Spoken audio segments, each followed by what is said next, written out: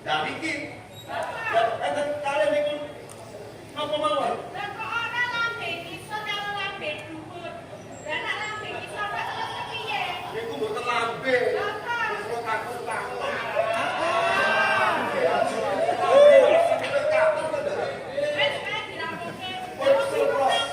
Kula niki kesel. Lah isih reget lho lebih to. Ora. Kowe iki kan gone kepatian Kediri, kowe iki dibayari. Lho kok malah sak kepenakmu dhewe sak karepmu dhewe. Sing bayari kula sinten to, Ndoro? Yo mesti bayar dijarahku kabeh. Aku ayo ngopo. Mboten iso. Sing bayari Kan kami sapa dulu. dalu niki sing bayari kula Bapak Panitia. Ora iso kan ngopo ate kediri darah. Mboten enten. Pak Kacumur Purwanto. Kaji sapa? Kaji Roswane.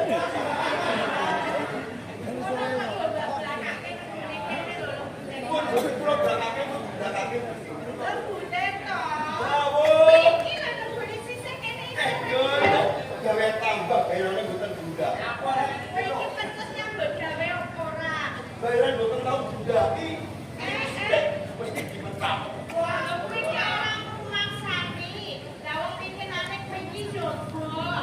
Memang to Ndoro buat kali juga bayaran.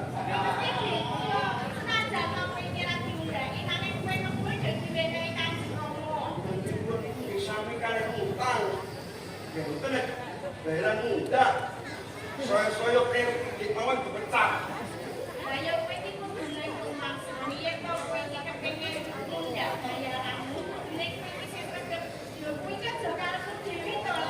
Kesel iku diwajibke langsung.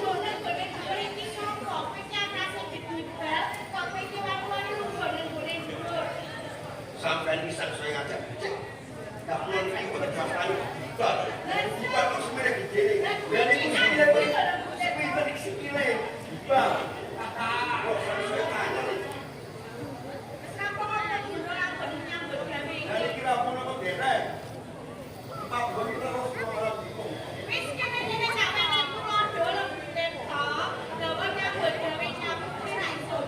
Pulau mana? Bagi penjual pari kita lo nopo. Keluarga promil Pak. Ayo pari kita lo. Ribut. Mau protokol. Ternyata nih, kata nih.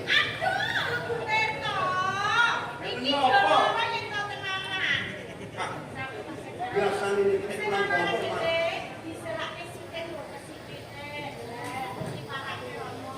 Mau gondok. Ternyata cokak pergi. Kekurangan saya berikut ada.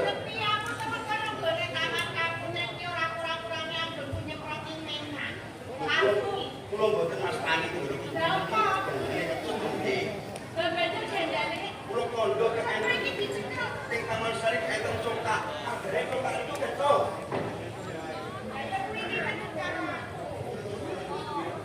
Pak Putri Kondoro. Pulau kepen gocek kalian untuk akun.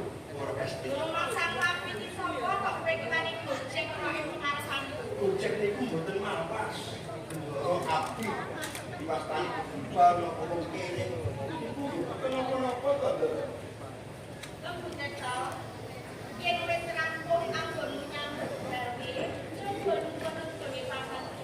Kok kadang iki kabeh.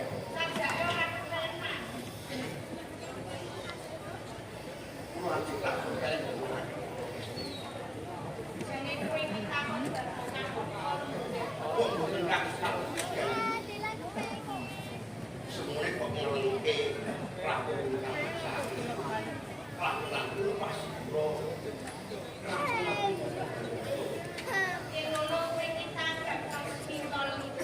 Betul kan udah kan itu sangat dialih merupakan kasihan.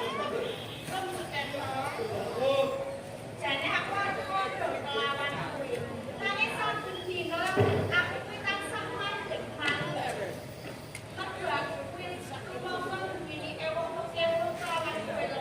Dan bikin kan pulau ini bisa awet. Menurut Pulau Putri, Poro Kesti Abdi, bukan dagang ibu. Nangis saben dino aku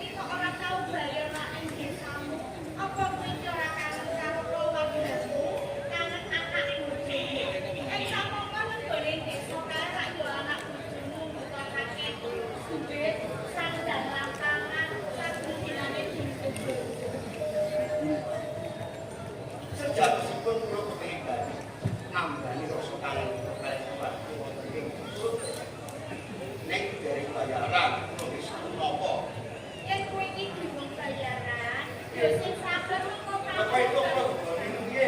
Ya mengko pancet itu beneran rasa kuwatir. Kok mentor semakin pacar problem dari Sabtu iki. Durung iki maksudnya yen to kowe iki bali. Pangapunten. Mergo durung rampung anggon nyambut gawe. Manut pangandikane durung aku. Aku kon iki sono kok direk. Joko nopo itu dakon iki Joko. Walah, Percaya mboten. Idenan kuwi gandine kuwi tetep Joko. kowe iki sing jogo tenan. Anak jantung diarani Joko. Tenan Yang iki itu sing pas jogo ini tenan. pas ojo. Lho kok suka kamu sebelum ngaten. Dadi kowe iki wis prasaja nek pengaruhan. Yen to kowe iki saktenane isih jogo dilengeni anak lan bojo. Terus Joko nang kula mawon. Mai sunat nembe terung Jumat. Kowe iki kok malah guyon bae. Nang kene Tapi iki kowe iki tembel. ana salah sawijining bocah wadon sing duweni rasa tresna kelawan kowe. Tapi bocah wadon karo kondo karo kowe, bocah wadon kuwi isin. Mergo ora wani nampa. Iki yen to ditampa tresnane yen ora, bocah wadon kae bakal ora kalem mikir. Mboten wani nembung pawakane iki nek ketemu. Nek mboten Nah ora malah kepikiran. mboten iku nek iki mawon. Kalau tak menantang. Upami isih abdi takun dilayani mawon. Upami ditompong di alhamdulillah. Ini ora jono banget. masalah. Oh, Sak tenane bocah wadon sing wis rasa tresna kelawan kowe iki ora ado sapa papan wonten papan iki, Iso. papan jati niki. Papan jati. Wonten ing dalam kepatian wonten Taman Sari iki. Iso. Kamu ora mung lan loro putri. Menapa wonten sanesipun? Ya Pak. Yen ora aku bakal bapa kelawan kowe dalam kutha. Bocah wadon sing tresna kelawan kowe ora ana telur kok sawiji aku dhewe lho.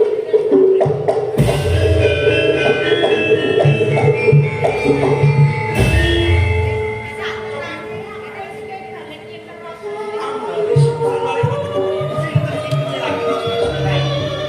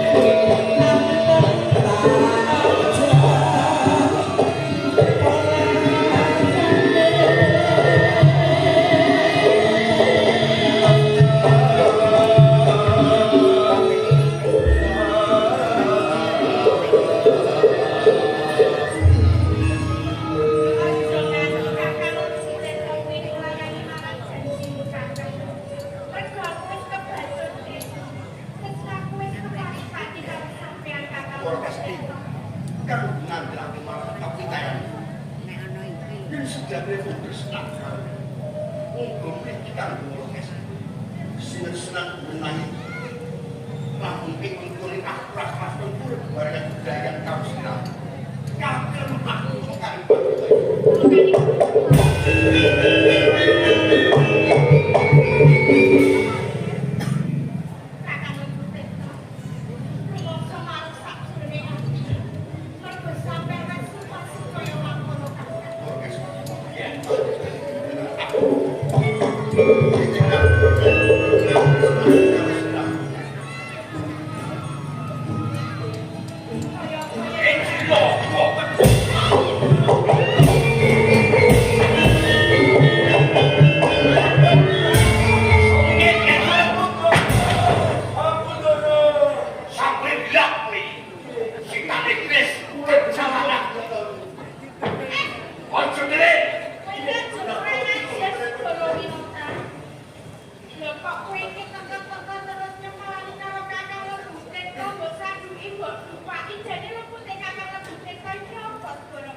Diaju, kowe sing takon apa lutik dibal kae. Wis ketho welok. Kae dibal. Kowe iki calon garwane Senopati segala wingitan. Kowe wis dipajangake lan ning kene opo Diaju. Sabale punyang kepatean gede. Dadak pikpok sikol rangkul-rangkulan sayang-sayangan jiwit-jiwitan sampai gelap tenan. Kajar wani ya Sinten sing sedang bergerak? Kowe dan dia. Dilapen iki sing nyamper orkes iki. Monggo. Mateni. Segara Winata, apa sebabe kok nganti aku hujan-hujan? Jawil-jawilan. Mergo iki dina lembute kok wis dadi katresnaku. Piye? Lembute kok. Lembute kok wis dadi Bangun kepatian wis dadi katresnanmu. Kowe iki ngarani lembute kok ditiba. Yen ditibale semene sandale sepiro Segara Winata? Ayo wis cekap ditibal ya. Oh, ya Bu, bene. Enten opo ya Senopati? Kowe wis weruh apa kowe durung-durung yen to dia swara kesti. Iki wis dipacangake lan aku. Lho, bayaranku sedina 400. Iki tak menehke. Gusti Patih Kebon Mundaran jangkep 4 taun ping 400 piro kanggo mupik Diaju swara kesti 400 napa niku panjenengan? 400.000. Goblok. Kanggo 400 juta. Ning kene opo kowe semua wani cedak lho, kowe sapa to? Kowe bocah saka desa. Kondange cah desa kuwi apa? Wong udan durane pacul ngetutke buntelku. Cetha yen to derajat ngrokot juga kene kok bakal keprak iki kowe. Ora pantes, ora pas, ora trep. Kowe cedak lan Diaju swara kesti. Yang Tresno niku mboten iso diukur tendek dhewe derajat pangkat. Oke. Kawitan wong Tresno apa to? Kawitane. Ora bisa. Kawitane wong Tresno ki abangan limo. Apa niku abangan iki? Atusan limo kowe piye? Lho rumah tanggamu iki mbok padake barang apa kowe kok mbok ijoli-ijoli? Lho sing kudune kowe seneng Diaju to? Kawitane wong seneng kuwi abangan limo, atusan limo. Padene. Lho aja nyepeleke Senopati. Iki lho Segara Winata. Anake duit, ponakane bondo donya, utune bang mekar.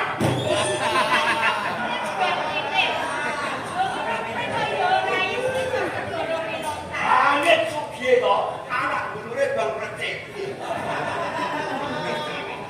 Lah wong banget sugih kok putune Bang Mekar.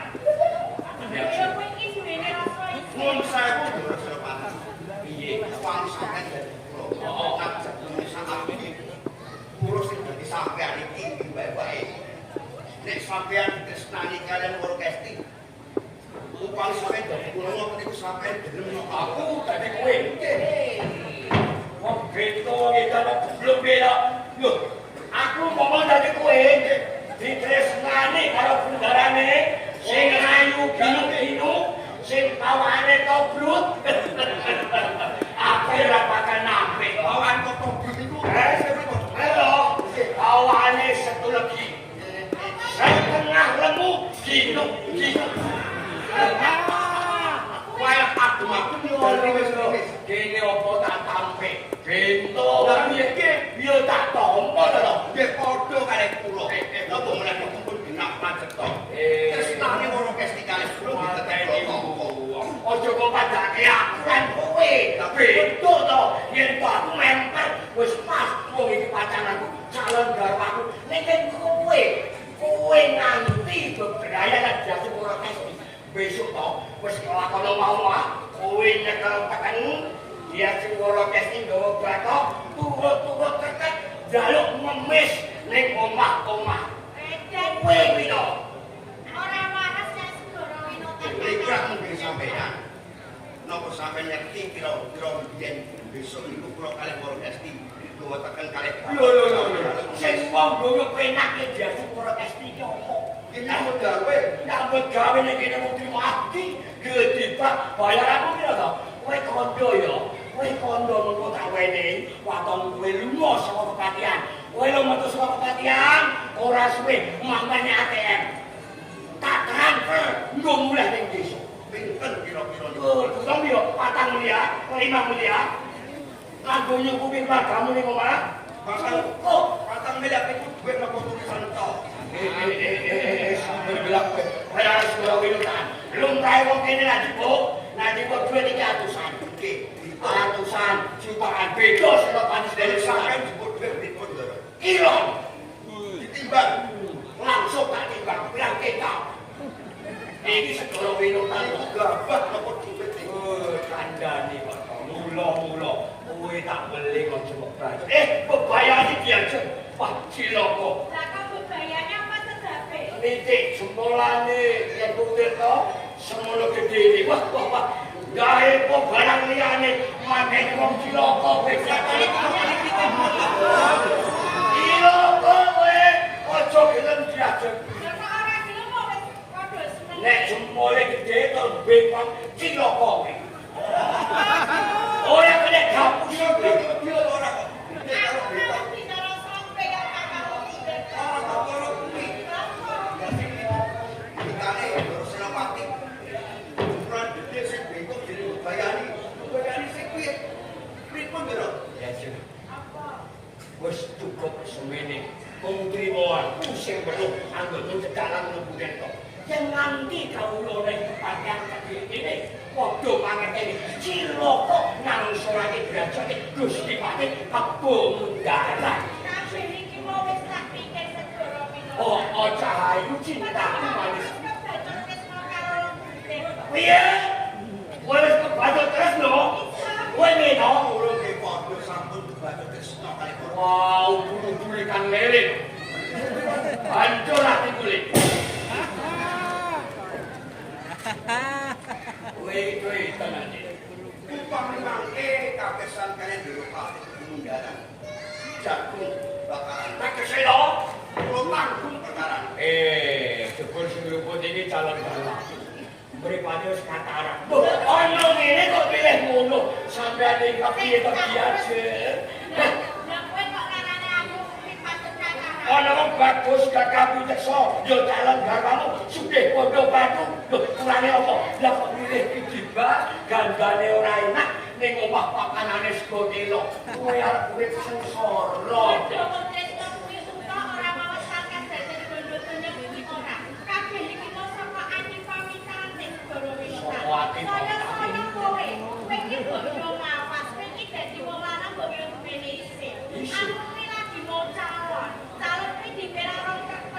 Wong perkara wae jajeng calon dadi uga calon mulya calon dadi wis resmi. Yen urung Yen calon urung, nek durung ana jalur mlempung ana ing karo kampung aku isih bisa milih apa. jajeng milih. Kontone kalau dadi nggih. Kondo durung. Kontone kalau dadi kula kali karo Kesti. Tinemu marang tresnane ing mengkono temu marang Jendro. Waduh kali wis peke aku jawab kali orkes. Waduh, Nek calon sing durung niku orkes kali sampean. kok aku kowe weruh ta ora? Ora napa? Dia sing orkes iki wis tak sawisi bondo donya. Napa mawon? Kanggo lamaran dia sing orkes. Sawisane napa mawon? Sesuk-esuk tak tuwun to, mbak tukoke kalung 40 kilo. Iya. Iya. Friend, lawang bayar aku bae wis nang mbok wingi narik kowe arep kokoke calongan. Iya, biasa. Kowe iki kok yo duwe iki. Perkara tak kon iki tak weneh wis sudah Kowe apa paling tulisane kowe nyicil. Ora kene ungu. Wis biasa. Iki tenan lho. Sungguh banget iki. Ora Kowe tak elingake uga kowe yo to. Ojo nganti kowe wani-wani dadakan calon galwak. Kowe ra weruh kondange swara minutan. Tungetan tunggulan kepitul tunggulan sapa jejerane Kediri segoro minutan jago pukul 5. Apa yang pengen kewo tak kewo tidak Kewa niku jenenge Pak. sudah matang perkara iki kowe iki ora usah ngelingake karo aku. lho iki ora biasa.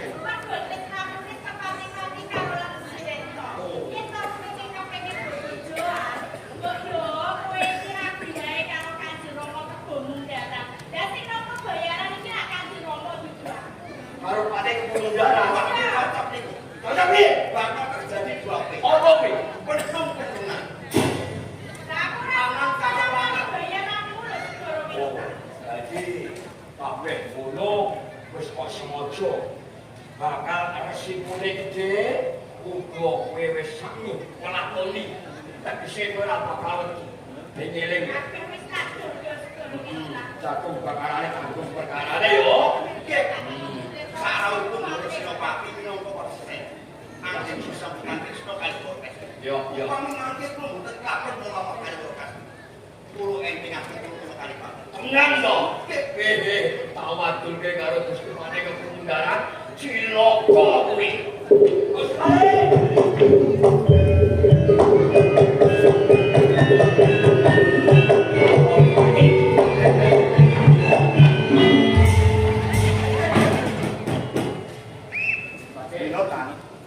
Kurang ajar kowe. Amun belajar mereka tak Gusti Mane. Mereka tak kumpul-kumpul. Ombo ta. Sing rasane wis pilo kok geret-geret. Ana apa ya? Wah, cilaka Gusti Mane.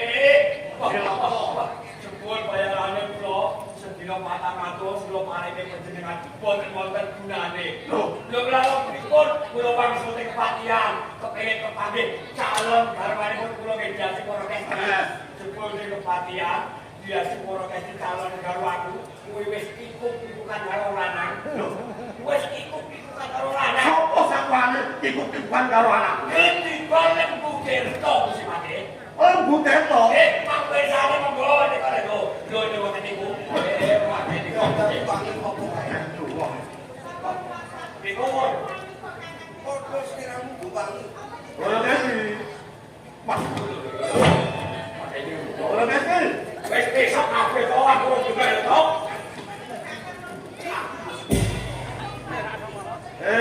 Ora dadi. Yo. Kira kok tenang. Andani kok. Ora dadi.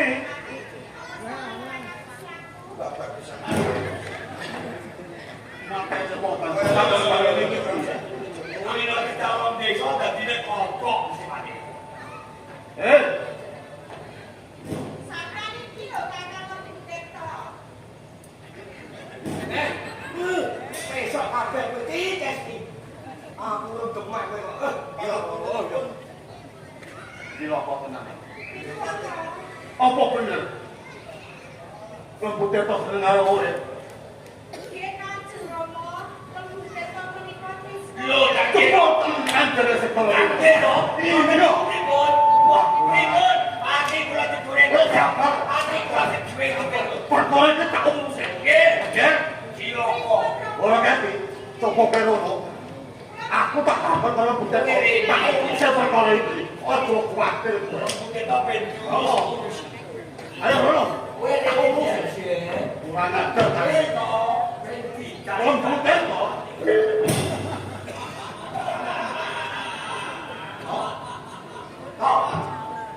Mana dia to? Di minotan. Ayo kebuang. Lho.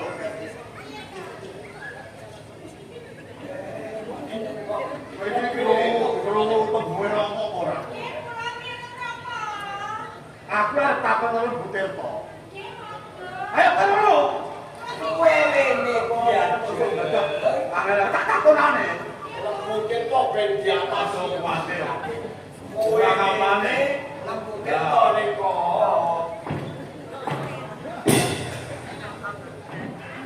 Hilang nang dina iki. kowe bajingan ya belum hilang iki. Oh, tak kira kopi wis Iki jebul. Anak sepesen yo kowe iki. Sepesen. Aku tenaga arep nakoni karo butir. Lah kok malah dinding-dindingan koyo truk. Iki lha opo Ini apa mesti lagi? Tidak-tidak lagi. Pak Gabil makan Pak. Lombok.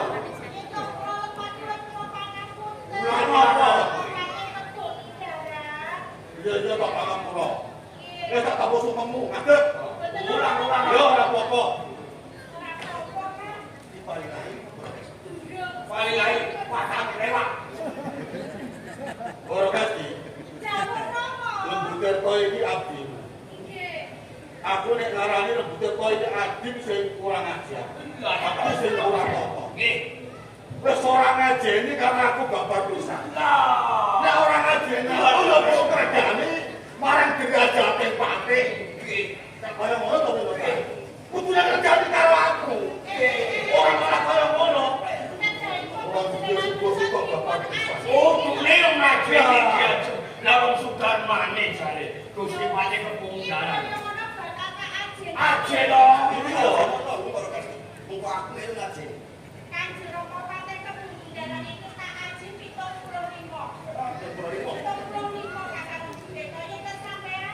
Pangkat takut juga ini dan muluk-muluk ya. Jadi walau Ya, muluk-muluk. kita mesti dengan pinter Bu, Pak. Piyayinan PPK ini dipun ngaji pinter, Pak.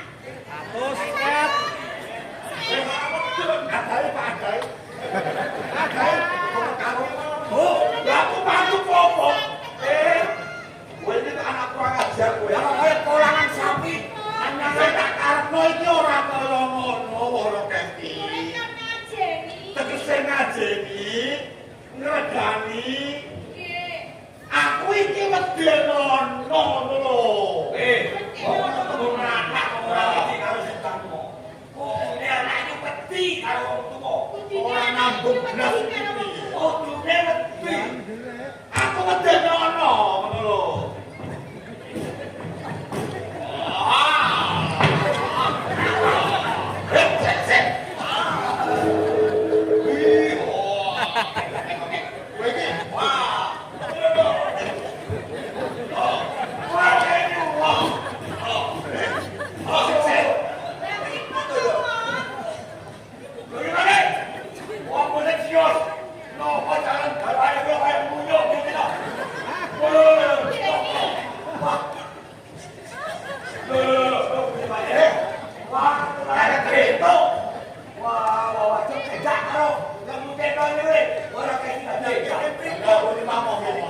Ora medeni ono, ora medeni. Kowe itu tak ngedeni aku yo ora ngerti sak karepe loro kaki. Aku udah mati carane iki. Ampun. Lho, kula dhewe rapi lho. Sekarang mau kowe iki wedi karo aku. Lho. Iya, kamu wedi karo aku. Wedi.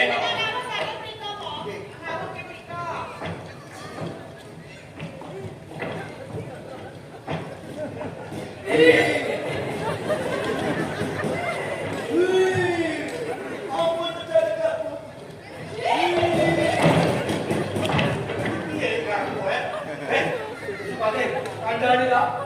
Sampun mriki kula wedi. Ora dadi dadi bento.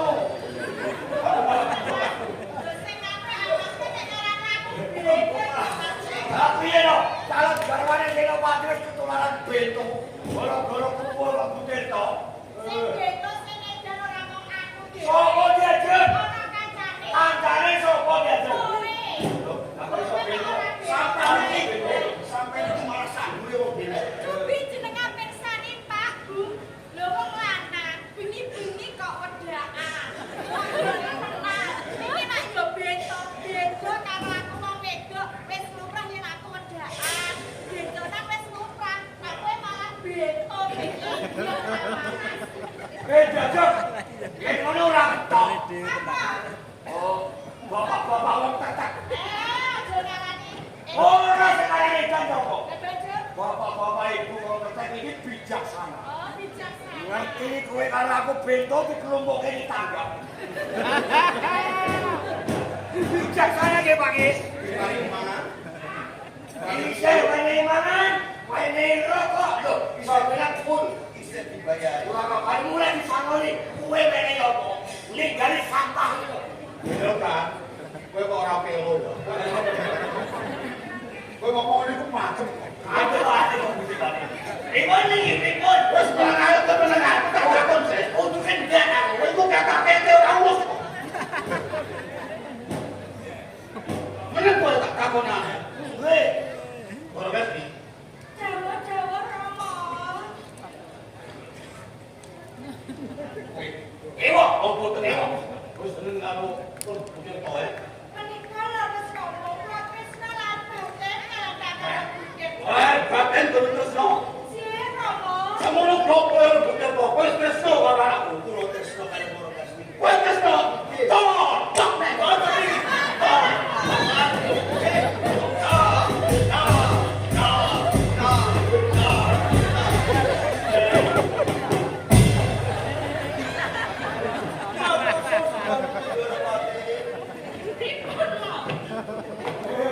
Tak kira sing bento sing edan aku karo Jati Moro Kasmi.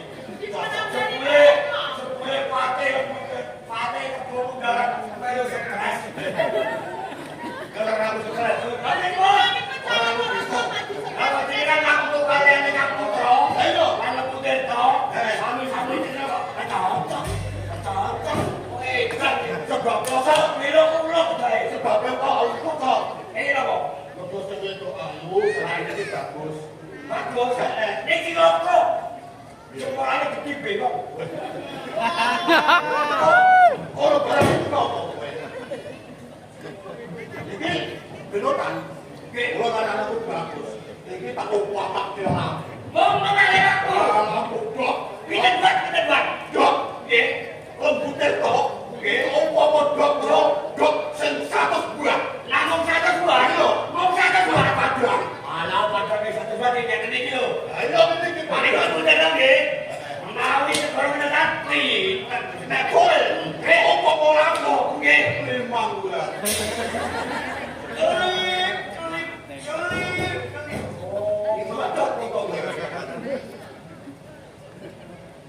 Wes, betul. ngikli aja Pak.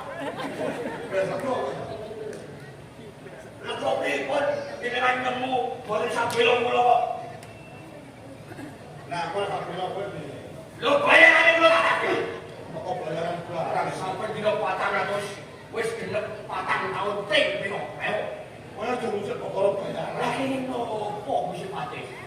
Ing menapa Ora boleh ada bayaran mati aku. Lah wong jenengan niku boleh sabelo kula. Lho, yo carane ora apa-apa, ora apa-apa. Carane lho bener wis keton minggat saking kematian. Nah, Nggih. nek barang ngono Bae boboke kula iki kae iting Pak. aku nggih kok aku Nggih sasih dadi nono kowe. Mundure perkara iki kebulan awak. Kowe luput, kowe wani seneng karo anak tuwa Kesti. Wiwit dina iki kowe minggat.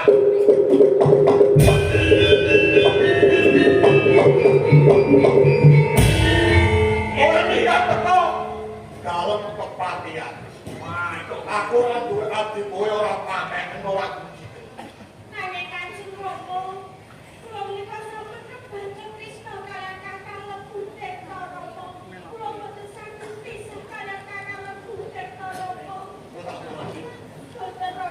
bagus ulang-ulang.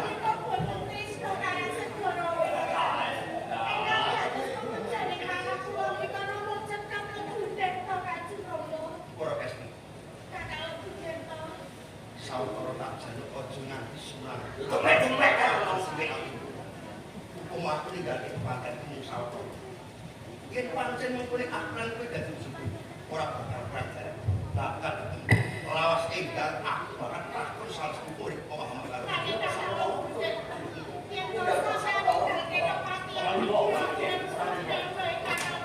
Sawetara akrab wis nanti karo silang. Mumbai sakronan aku jaluk sana. Jaluk sama Bu. Aja, aja. Sing duwe pipi sampeyan apa wae. Anakku sing perlu dari Ambon iki sampeyan apa woro Kesti? Anakku iki ora salah gawane. Kamu woro Kesti gelem nopo mboten.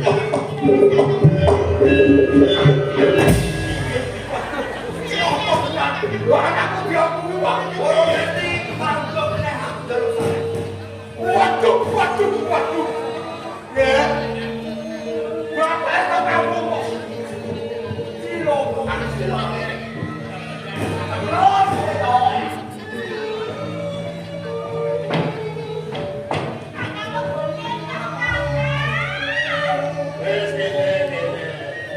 Ora usah mau mikir. Yen nikah awak ketimbang nuturi karo wae kok. Kowe iki duduk barang dirajati ngomong. Pakai para kau dalam sekolah loro nek iki.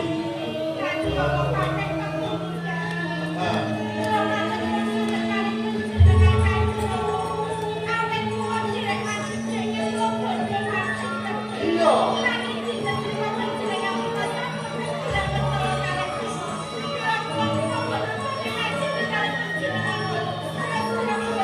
Ya, orang Kesti. Ini orang senang banget ya.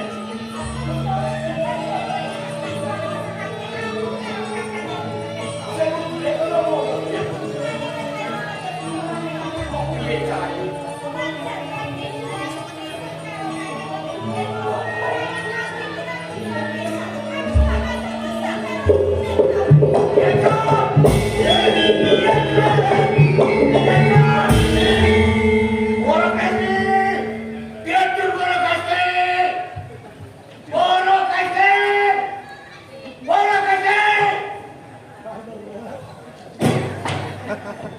Anak sitok meningkat. Wana sampeyan ngono. Lah jenengan nglumpuke kula pripun?